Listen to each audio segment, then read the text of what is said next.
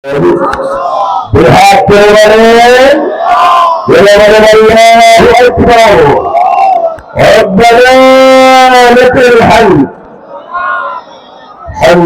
كثيرا مباركا طيبا فيه درود السلام আমরা পাঠ করছি জীবন্ত কোরআন বিশ্ব নবীর প্রতি সরকার আলম সৈয়দুল মুরসালিন রাহমাতাল লিল মুহাম্মাদুর রাসূলুল্লাহ সাল্লাল্লাহু আলাইহি ওয়াসাল্লামের প্রতি সকলে বলুন জবান করে সাল্লাল্লাহু আলাইহি ওয়াসাল্লাম।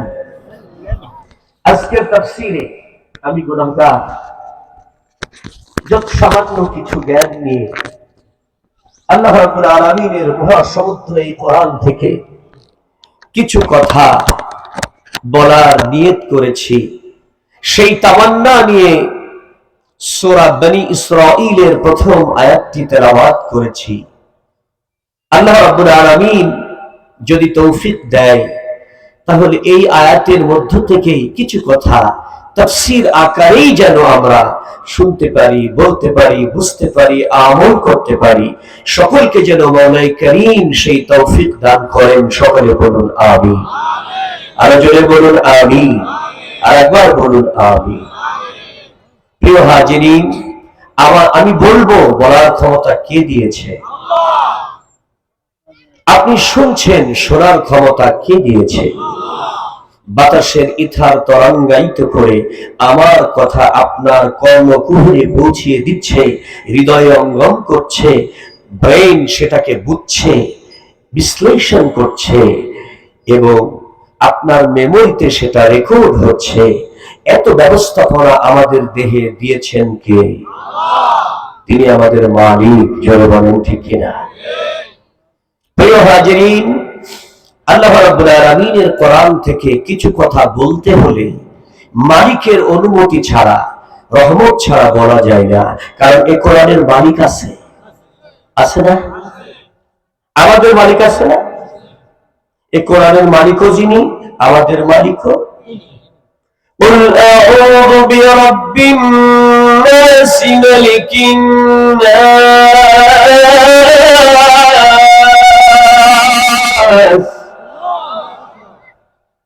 বলে দাও কোরআন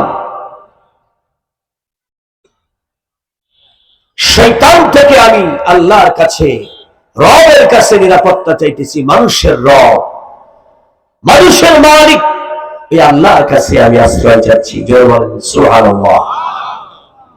কোরআন থেকে কিছু কথা বলতে হলে আল্লাহর পক্ষ থেকে কিছু দিক নির্দেশনা আছে।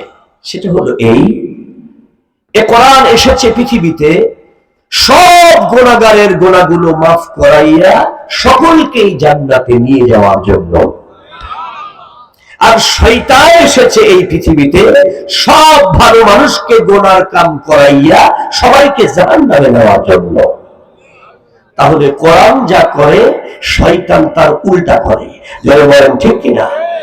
তাইলে এখানেই শত্রুতা। কোরআনের শত্রু কে? শয়তান। কোরআনের আগমন যে জন্য, শয়তানের আগমন তার বিপরীত কাজের জন্য। এজন্য শয়তান কোরআন মানে না, আর মুমিন কোরআন ছাড়ে না। জোরে বলেন ঠিক কিনা? আমার সঙ্গে একটু বলুন, শয়তান কোরআন মানে না। জোরে করে বলেন, শয়তান কোরআন আর মুমিন কোরআন ছাড়ে না। এটাই হলো ঘোষণা। জোরে বলেন ঠিক কিনা? আল্লাহ রাব্বুল আলামিন এজন্যই বলছেন, দুনিয়ায় যদি তুমি আণবিক, পারমাণবিক, অ্যাটমিক, সুপারসনিক যত প্রকারের বোম ক্ষমতা, অ্যাটমিক এনার্জি পাওয়ারের ক্ষমতা ধর হও, তারপরেও শয়তান তুমি ঠেকাইতে পারবে না। আমেরিকার প্রেসিডেন্ট ডোনাল্ড ট্রাম্পের ক্ষমতা আছে শয়তান ঠেকাইতে, কারণ ও নিজেই শয়তান। ধরে বলেন ঠিক কিনা? ভারতের প্রধানমন্ত্রী মোদি দাদার ক্ষমতা আছে শয়তান ঠেকাইতে, ও এটা নিজেই শয়তান। শয়তানি ওরে দেখে ভাগা যায়। ধরে বলেন ঠিক কিনা? হ্যাঁ।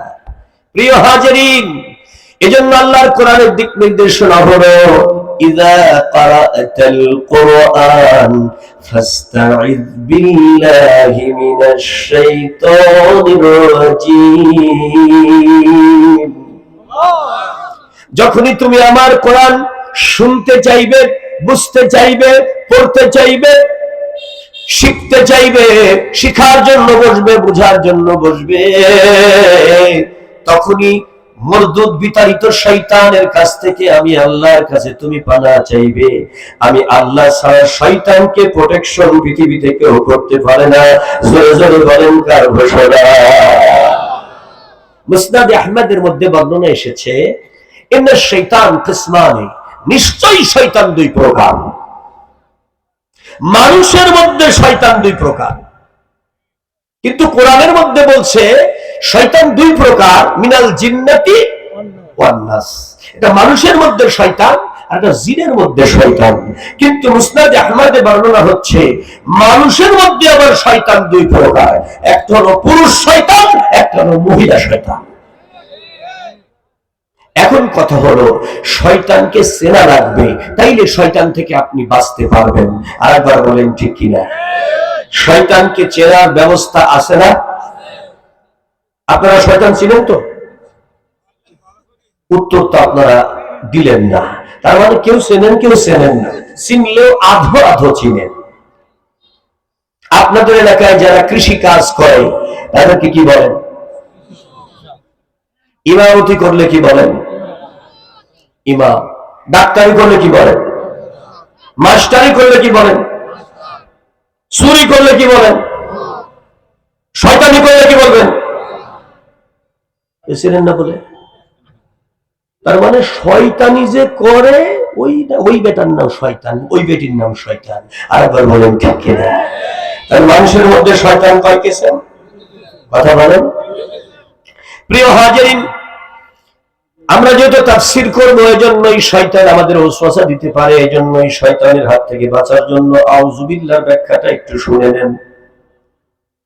কেন আপনাকে শয়তানের হাত থেকে বাঁচতে হবে? প্রিয় হাজিরিন, শয়তানের নিয়মিত কাজগুলো শুনেন। মিথ্যা, প্রতারণা, জালিয়াতি, জিনা, ব্যভিচার, খুন খারাপি, রাহাজানি, চুরি, ডাকাতি, নারী ধর্ষণ, অপহরণ, মদ, জুয়া, জিনা, ব্যভিচার, মিথ্যাচার, অনাচার, অবিচার, এই সবগুলো আল্লাহর ওলিরা করে। এরা করে শয়তানের কাজ এগুলো। জয় বলে ঠিক কিনা? এগুলো সব শয়তানি কাজ। তাহলে এই ধরনের কাজ করার মানুষ আপনাদের এলাকায় নাই, কি বলেন? আছে? তাহলে বুঝতে পারবেন যে লোক এই কাজ করবে সে শয়তান হয়ে যাবে। যেমন আল্লাহ রাব্বুল আলামিনের কোরআন বলছে, ইন্নাল মুবাজ্জিরিনা কানু ইখওয়ানাশ শায়াতিন। জয় বলেন ঠিক কিনা? নিশ্চয়ই যারা অপচয় করে এরা হলো শয়তানের ভাই, দোসর। এখানে ভাই মানে দোসর। গত সপ্তাহে ডক্টর দেবপ্রিয় ভট্টাচার্য প্রথম আলো পত্রিকাতে বাংলাদেশের রাষ্ট্রীয় সম্পদ যে সমস্ত কাজে অপচয় হয়েছে তার একটা তালিকা তুলে ধরেছেন। সেখান থেকে আমি বলতে পারি, শুধুমাত্র একজন ব্যক্তির মূর্তি তৈরি করে রাস্তার মোড়ে মোড়ে টাঙানোর জন্য ৬,০০০ কোটি টাকা খরচ করা হয়েছে। একটা ব্যক্তির মূর্তি বানাতে হবে প্রতিটা জেলায় জেলায়, মোড়ে মোড়ে, থানায়, জেলায়। এটার জন্য খরচ করা হয়েছে আপনার আমার রাষ্ট্রের টাকা। অর্থাৎ আপনার ধানের খাজনা দেন, আপনার জমির খাজনার টাকা, আপনার ট্যাক্সের টাকা, এই সমস্ত পানির ট্যাক্সের টাকা, এই সমস্ত টাকা রাষ্ট্রে যে জমা হয় হাজার হাজার কোটি টাকা, তার ৬,০০০ কোটি টাকা এই ১৫ বছরে খরচ হয়েছে একটা ব্যক্তির মূর্তি তৈরি করার জন্য। জোরে বলবেন নাউজুবিল্লাহ। এই কাজ, এই মূর্তি তৈরি করা কাজ, এই কাজ কি মুসলমানের কাজ না শয়তানের কাজ? শয়তানের কাজ বলেই আল্লাহর ওলিদের গায়ে, আলেমদের গায়ে এই শয়তানরা হাত দিতে পারে। ধরে বলেন ঠিক কিনা? আপনারা দেখেন নাই আল্লাহর ওলিদের গায়ে এরা হাত দেয়, বক্সিং করে নাক ফাটায় দেয়। এগুলো কি মুসলমান না শয়তান?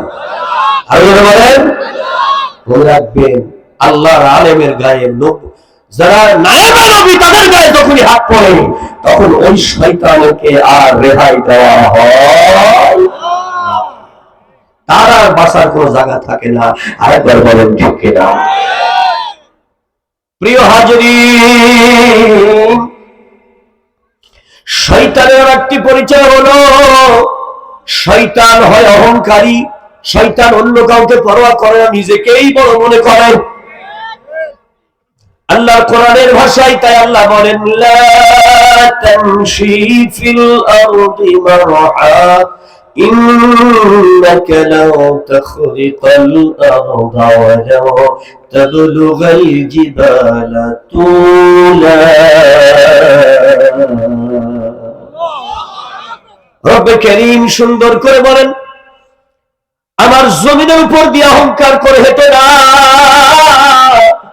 এই জমিনের মালিক আমি, অহংকার করো না। লাঠি দিয়া তুমি জমিন ফাটাইতে পারবে না, লাফ দিয়া পাহাড়ের উচ্চতা ছাড়িয়ে যেতে পারবে না। কারণ অহংকার করো না, অহংকার আমার পোশাক আর গর্ব আমার চাদর, সব প্রশংসার মালিক আমি। বুখারীর বর্ণনা এসেছে আলহামদুলিল্লাহ আজমাতু ইজারি ওয়াল কিবরিয়াউ রিদাই।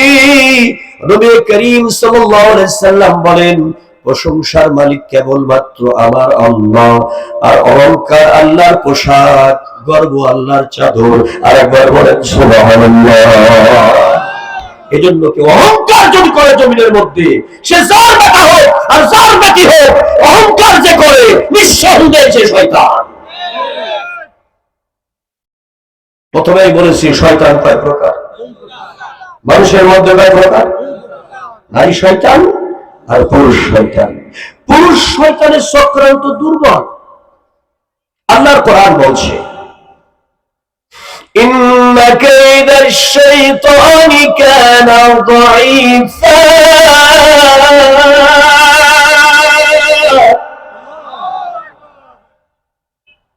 শয়তানের চক্রান্ত দুর্বল।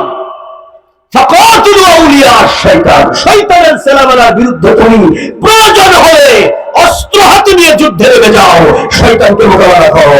জোরে বলো আল্লাহু আকবার। ঘোষণাটা কার? তাফসীর বলতেছে এটা পুরুষ শয়তানের ব্যাপারে বলা হয়েছে। পুরুষকে দাবড়াইয়া ঠেকানো যায়, কিন্তু নারী শয়তানের চক্রান্ত মারাত্মক। সূরা ইউসুফের মধ্যে বর্ণনা এসেছে ইন্না কাইদাকুন্না আযীম।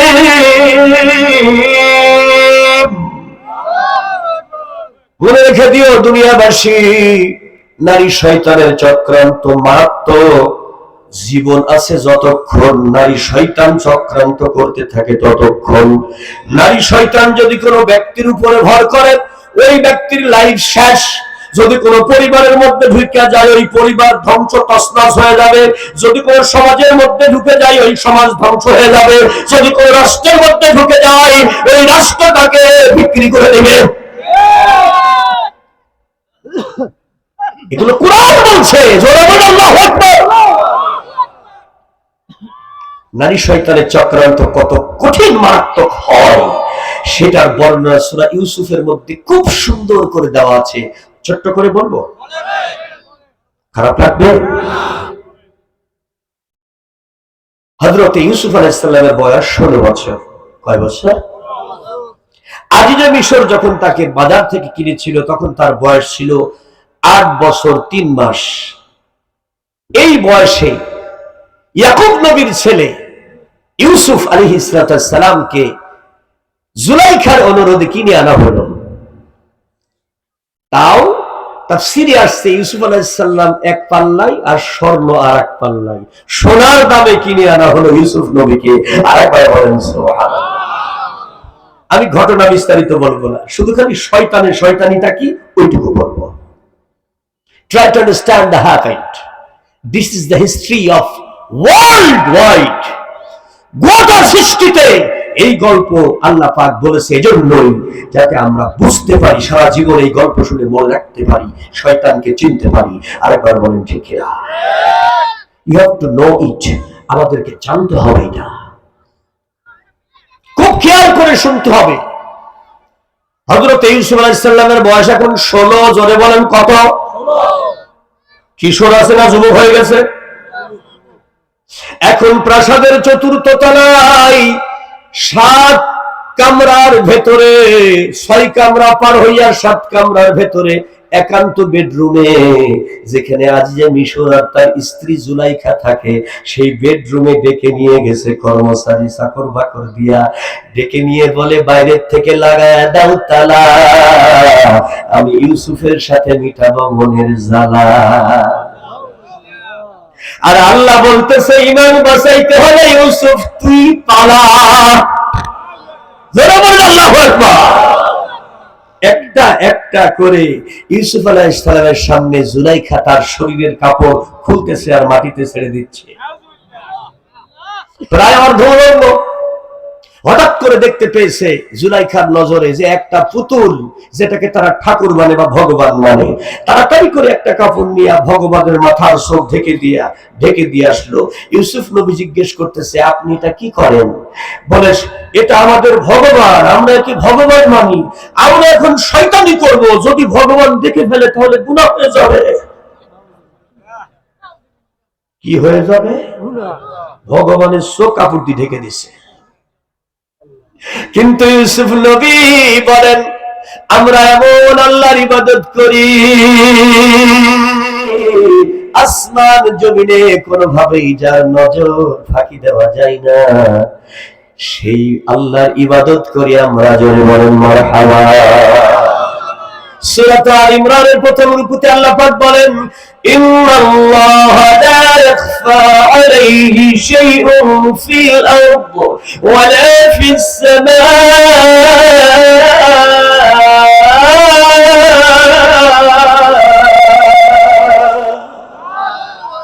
আসমান এবং জমিনে এমন কোন জায়গা নাই রে বান্দা যেখানে আমার নজর ফাঁকি দেওয়া যায়। শুধু নজর না, আল্লাহর কানও ফাঁকি দেওয়া যায় না। ধরে বলা যায় আল্লাহ রাব্বুল আলামিন আবারও বলছেন অন্য আয়াতে, লা ইয়ালফিযু মিন কওলিন ইল্লা লাদাইহি রাকীবুন আতীদ।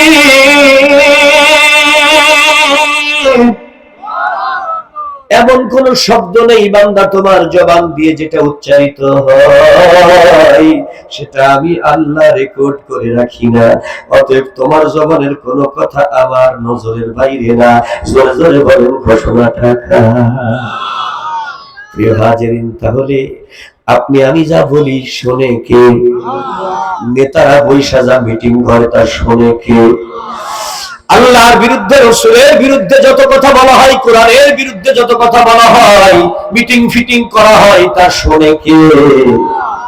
প্রিয় হাজিরিন, হযরত ইউসুফ আলাইহিস সালাম ওই মহিলার চেহারার দিকে আর তাকাইতে পারে না, কারণ বেপরদা হয়ে গেছে। জোরে বলেন ঠিক কিনা? কুল লিল মুমিনিনা ইয়াগুদ্দুনা মিন আবসারিহিম। সূরা নূরের ভিতরে রব্বুল আলামিন বলে, মুমিনরে ঈমান বাঁচাইতে হলে পরনারীর দেহ দেখা থেকে নিজের চোখটাকে নিচে রাখো। ইউসুফ নবী চোখটা বন্ধ করে নিচের দিকে রয়েছে। এমন সময় নূরের ফলকে কে যেন অন্তর চোখে দেখাইতেছে, ইউসুফ জিনার কাছে যাইও না, লা তাকরাবুজ জিনা, জিনার কাছে যাইও না, ইন্নাহু ফাহিশা, জঘন্যতম কাজ এইটা, ওয়াসাআস সাবিল,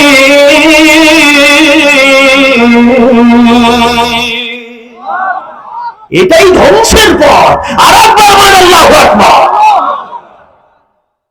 এটাই কিসের পথ? তাহলে জিনা শিক্ষা দেওয়া এটা কিসের পথ? আমাদের দেশে মোবাইলের মধ্যে এখন জিনা দেখার ব্যবস্থা হয়েছে 3G সেবা 4G সেবার নামে। ইন্ডিয়ান চ্যানেলের খুইলা দিয়া আমেরিকান বিভিন্ন স্যাটেলাইট থেকে নারী পুরুষের অবাধ যৌনাচার মেলামেশা এগুলো দেখানো হচ্ছে। বিভিন্ন ভাবে দেশের যুবক যুবতীকে জিনা করানো শেখানো হচ্ছে। এমনকি স্কুলের বইয়ের মধ্যে এগুলোর পাঠ্যপুস্তকে ঢোকানো হচ্ছিল। আরেকবার বলেন ঠিক কিনা? এই জাতিকে যখন ধ্বংস করা হচ্ছিল, এদেশের আলেম ওলামা, পীর মাশায়েখ, ওলি দরবেশ, এদেশের খানকা থেকে মসজিদ পর্যন্ত, মাদ্রাসা থেকে রাজপথ পর্যন্ত আল্লাহর আলেমেরা তাকবীর দিয়ে প্রতিবাদ জানিয়েছে, এটা চলতে দেওয়া যাবে না। আরেকবার বলেন ঠিক কিনা? কিন্তু শয়তান বলে না, এইটাই লাগবে, কারণ এগুলো দিয়ে শয়তানের বাচ্চা তৈরি হয়। কিন্তু আল্লাহ রাব্বুল আলামিন শয়তানকে ছাড় দেয়, কিন্তু ছেড়ে দেয় না। আরেকবার বলেন তাই না? আল্লাহর বান্দা ভালো করে শোনেন, রাষ্ট্রীয়ভাবে প্রচারণা করতে গিয়া কত আলেমের গায়ে যে হাত দিয়েছে তার কোনো ঠিক নাই। এমনকি আল্লাহর ওলি সর্বদা বিশ্বের হুজুর গায়েবে আমিরের গায়ে পর্যন্ত তারা আঘাত করে রক্তাক্ত করেছে। আমি নিজে আমার মসজিদে সেদিন খুতবায় বলেছিলাম যে আল্লাহর ওলির বংশধরের গায়ে আজকে হাত দিল, খোদার কসম এই জাহান্নামী এটি তাড়াতাড়ি এই দুনিয়া ছেড়ে চলে যাবে, নইলে দেশ ছেড়ে চলে যাবে। আমি নিজে বলেছিলাম। অনেকে আমাকে বলেছিল, হুজুর আপনার এত সাহস, আপনি এই কথা কন। আমি কইলাম এটা আল্লাহর কোরআনের হিসাব, আর এর বাইরে কোনো হিসাব আমি জানি না। আর একবার বলেন আল্লাহু আকবার। দিনের কাম রাতের বেলায় সেই জায়গা নেই, কথা কয় না। তারপরও কত মানুষকে মারলো, ধরলো, জালিয়াতি করলো। এবার ঘোষণা দিল 41 সাল। কয় সাল? আরে বেটা বেটি, তুই হইলি তো 5 বছরের লাইগা, তুই 41 সালের গত ঘোষকা। তার মানে ভেতরে এমন হুঙ্কার আসছে যে আমাকে দমাবার মতো, আমার সামনে দাঁড়াবার মতো আর কেউ নাই। 41 সালে উনি যদি বলতো যে 2100 সাল পর্যন্ত, 80 সাল পর্যন্ত, 300 সাল পর্যন্ত, তাও কইতে পারতো। কিন্তু অহংকারীকে আল্লাহ ছাড় দেয়, ছেড়ে দেয় না। আল্লাহ রাব্বুল আলামিন যেন বলেই দিল, হে সেনাপ্রধান, বাংলার জমিনে শোনো শোনো, এটা ওলিদের দেশ, এটা নবীদের দেশ, এটা মাদ্রাসার দেশ, এটা মসজিদের দেশ, এটা খানকার দেশ। এই দেশে এত আলেম আছে যা পৃথিবীতে কোথাও নেই। এই দেশে এত কোরআনের হাফেজ আছে যা পৃথিবীতে কোথাও নেই। এই দেশে এত মাদ্রাসা আছে যা পৃথিবীতে কোথাও নেই। এই দেশে যত মসজিদ আছে আল্লাহর পৃথিবীতে কোথাও নেই। আরেকবার বলেন ঠিক কিনা? এই জমিন থেকে 45 মিনিটে বের করে দাও। আরেকবার বলেন আল্লাহু আকবার। বছর নয়, মাস নয়, দিন নয়, ঘন্টা নয়, 45 মিনিট। 45 মিনিটে আউট। উনি নাকি শেষে বলেছিলেন যে জাতির উদ্দেশ্যে একটু ভাষণ দেব।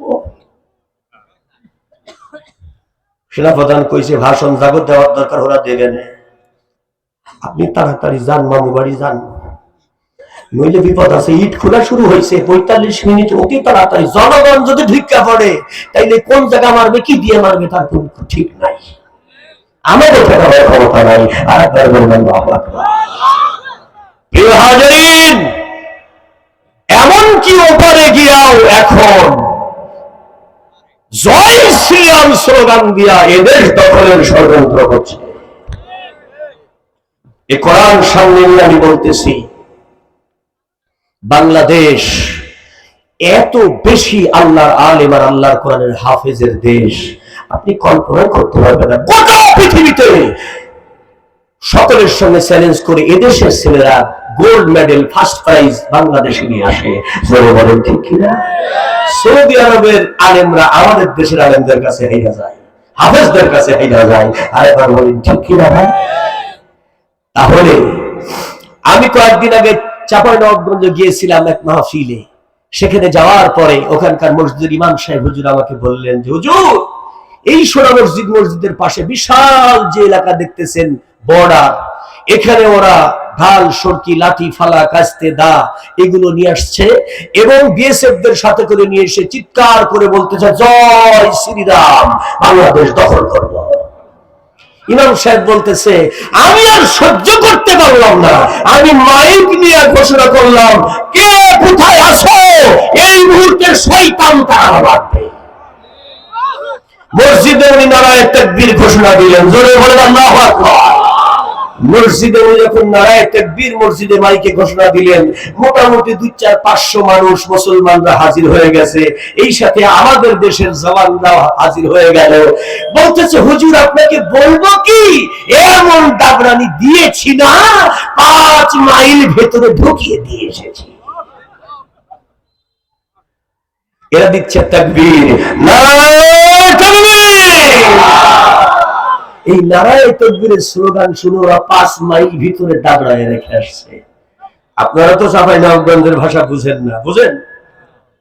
চাঁপাইনবাবগঞ্জের ভাষা কিন্তু খুব সুন্দর, আবার কিছু কিছু শব্দ আছে কিছু বুঝি না আমি যখন প্রথমে গেলাম, সেক্রেটারি সাহেব বলতেছে হুজুর আসসালামু আলাইকুম। আমি কইলাম আমি আপনার শালা হইলাম কবে? বলছে হুজুর না আসসালামু আলাইকুম। তো সভাপতি সাহেব আমাকে বলতেছে হুজুর আসলে এদেশের মানুষ দন্তের শকে তালে বর্ষা উচ্চারণ করে। ও এইটাই হলো ঘটনা। জোরে বলেন আল্লাহু আকবার। এখন এই বাংলাদেশের যুবকেরা ইমাম সাহেব সহ যখন তাকবীর দিয়েছে, 5 কিলোমিটার ভারতের মধ্যে দাবড়ায় রেখে এসেছে, বিএসএফ AK-47 হাতে নিয়ে লোড করার টাইম পাই নাই, মুসলমানরা দাঁড়িয়ে দৌড়াইছে আর নারায়ে তাকবীরের আওয়াজ দিয়েছে। এই তাকবীর আওয়াজ শুনে ওরা পালাইছে। আরেকবার বলেন আল্লাহু আকবার। কারণ একজন মানুষ যখন তাকবীর দেয়, একজন মুমিনের ঈমান 100 গুণ বেড়ে যায়। জোরে বলেন ঠিক কিনা? আরো জোরে বলেন ঠিক কিনা?